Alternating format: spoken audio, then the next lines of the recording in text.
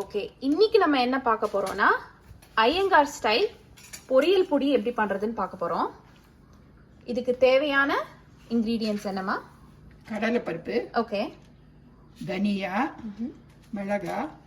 கடலை பருப்பு ஒரு 8 ஸ்பூன், ஓகே, தனியா ஒரு 6 ஸ்பூன், சரி, மிளகா உங்க காரத்துக்கு தகுந்த மாதிரி, உங்க குடும்பத்துல எப்படி காரம் சாப்பிடுவீங்களோ அதுக்கு தகுந்த மாதிரி, ஒரு பெருங்காயம், சின்ன பெருங்காயம், கட்டி பெருங்காயம்.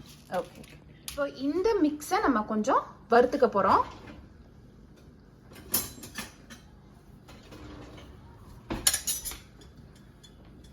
எங்க குக்கிங்க்கு நாங்க ஆலிவ் ஆயில் யூஸ் பண்றோம். ஆனா உங்களோட விஷயத்துக்கு தகுந்த மாதிரி நீங்க எந்த ஆயில் வேணாலும் யூஸ் பண்ணிக்கலாம். நல்லெண்ணெயும் இஸ் ஓகே. ஸோ இதை அப்படியே உள் போட்டுக்கலாம். மிக்ஸ் எல்லாத்தையும் போட்டுட்டு இதை வறுக்க போகிறோம். எவ்வளோ நேரமாக அது வறுக்கணும்?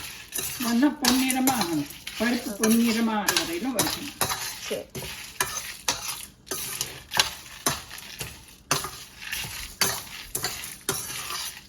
இப்போ நல்லா வறுத்துட்டுருக்கா.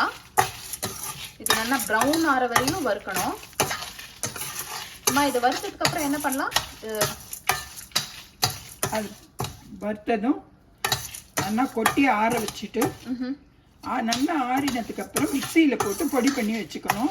ஓகே, கொஞ்சம் கொரவரன்னு அரைக்கணும். ரொம்ப மையா தான் அரைக்கக்கூடாது, கோர்ஸாக அரைக்கணும். கோர்ஸாக அரைக்கணும்.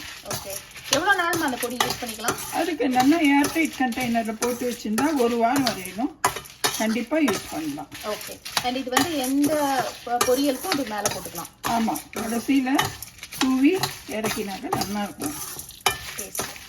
It adds taste. Okay, and where possible நான் முன்னாடி சொன்ன மாதிரி குக்கிங்க்கு நாங்கள் யூஸ்வலாக ஆலிவ் ஆயில் தான் யூஸ் பண்ணுவோம். Even our family cardiologist recommends it. So முடிஞ்ச வரையும் நீங்களும் ஆலிவ் ஆயில் யூஸ் பண்ணலாம்.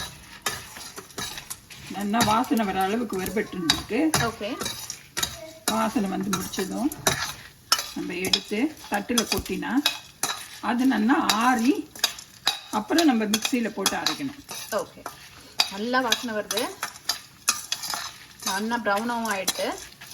ஸோ இதை தனியாக நாங்கள் தட்டில் போட்டு கொட்டிட்டு போகிறோம். ஸோ இது வந்து நல்லா ஆறணும். So let's give it a few minutes. இந்த உப்பையும் அதோட சேர்த்து பொடி பண்ணி வச்சுக்கலாம். பொடி பண்ணி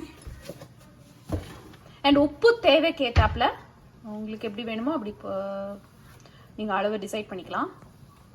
எல்லாம் சேர்த்து அரைச்சு பவுடர் பண்ணி வச்சுக்கணும். Do not add water.